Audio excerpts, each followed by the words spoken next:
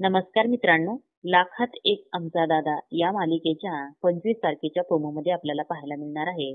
सूर्या सकाळी लवकर उठतो. त्याला कोंबडा आरवलेला आवाज येतो. दार उघडून बघतो तर बाहेर काहीच नसतं.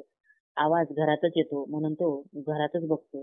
तर त्याला चौघीनी तो अलार्म लावलेला असतो, मोबाईलवर लपवून ठेवलेला तो वाजत असतो.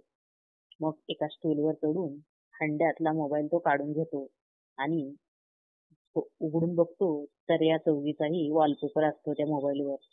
आता चौघींनाही कळालेलं असतं की दादांना मोबाईल बद्दल कळालं, म्हणून त्या खूप घाबरतात. तर सूर्या त्यांच्याजवळ येतो. तो मोबाईल दाखवतो. कोणाचा मोबाईल आहे हा? काय विचारतोय मी? कोणाचा मोबाईल आहे? तर धनू म्हणते घाबरत घाबरत, आमचा. तर सूर्या, काय काय केलं तुम्ही? असं का केलं तुम्ही?